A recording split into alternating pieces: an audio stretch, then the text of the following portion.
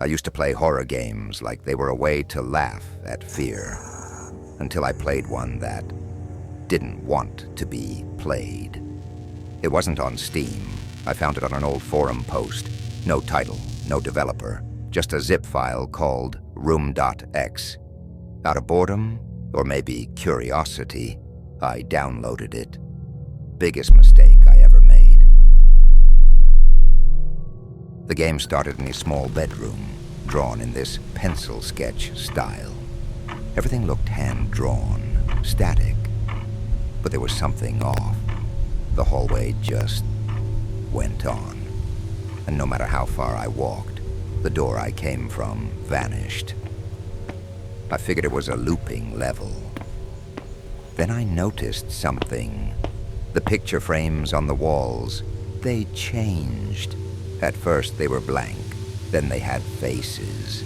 Then the faces started watching me.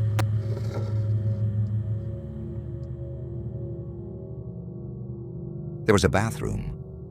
I stepped inside and heard the sink drip, over and over, drip, drip.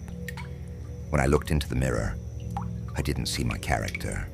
I saw my own room, my real-life room, and in the reflection, someone standing behind me. But when I turned around, there was no one. I thought maybe it was part of the game's scare tactics, but then my room got cold, like actually cold. I checked the thermostat, normal. I went back to the game, and the character was now standing at the top of a staircase. Only, I hadn't moved him. The game moved on its own. The basement door in the game opened by itself. It was completely dark. Then it closed, then opened again. It felt like it was breathing. I didn't press a single key. Eventually, I reached a locked door. I heard knocking 3 times. Then a whisper came through my headphones. My real name. Not the username, my real, full name, spoken in my own voice. I shut the laptop, thought it was a prank, but the ticking sound, it kept going. I checked my room, no clocks, no ticking, except in my head, louder every night. Every time I try to sleep now, I see that game's hallway. Like I never left, like I'm still in it.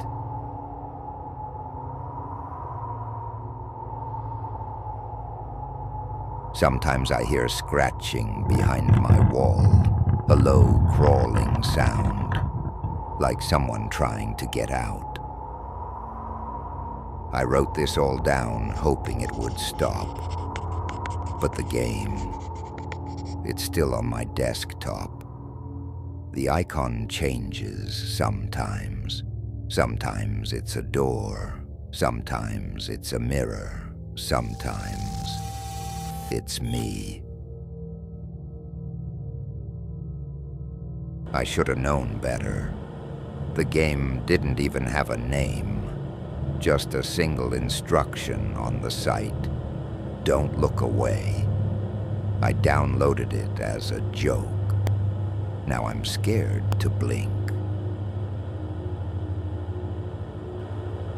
The game booted into static. Then a hallway appeared. At the far end, something was standing there. Tall, wrong, not moving. But not frozen either. It didn't do anything, unless I looked away. The second I clicked the mouse off the window, the thing moved. Closer.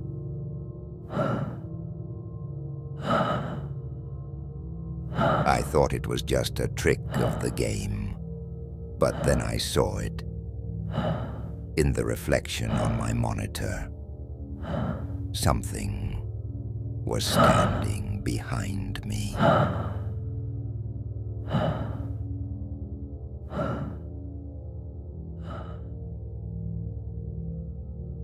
I disabled my webcam. It turned back on by itself. I watched the live feed, and for a split second, something walked behind me. The game's hallway, it started to look like my own. Same scuff marks, same door at the end. It wasn't copying reality. It was replacing it. Then my phone lit up. I hadn't touched it, but a message appeared on the lock screen. Just 5 words. Why did you look away?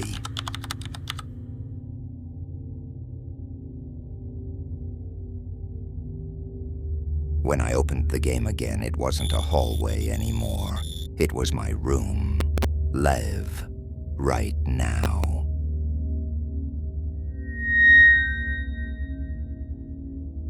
Now if I close my eyes for even a second, it gets closer. Every blink is a step. Every glance away is an invitation.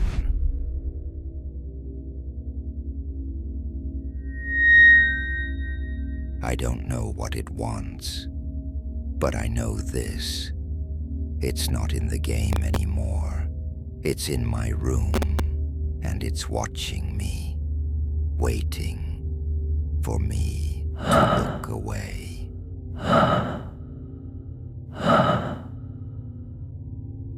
Some horror games are made to scare you, but some are made because the person behind them was already living in horror.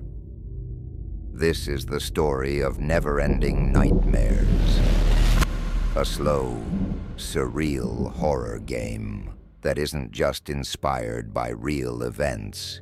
It is the real event, a journal, a confession, a scream. You wake up in a dimly lit room, no music, no movement, just silence and an eerie stillness.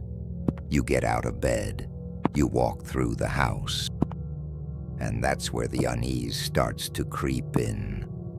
A subtle wrongness in the world. The shadows flicker strangely.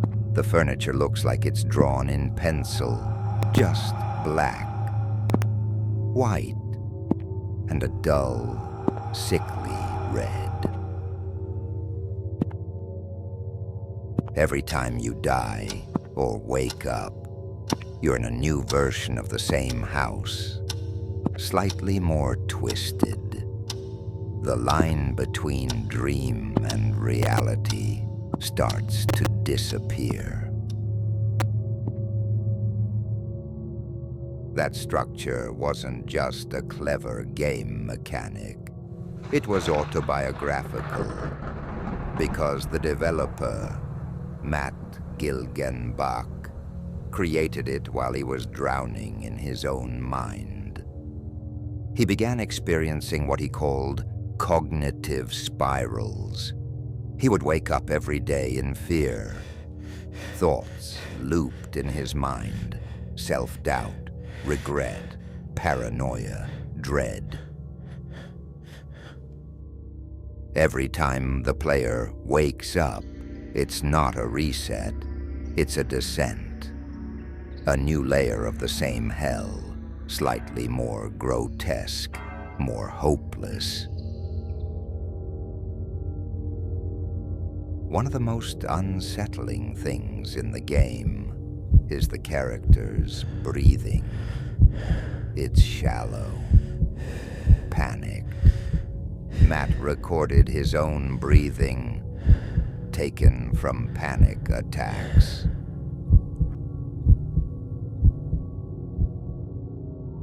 That's why Neverending Nightmares is so disturbing, Because sometimes the darkest horror stories aren't fiction, they're confessions disguised as games.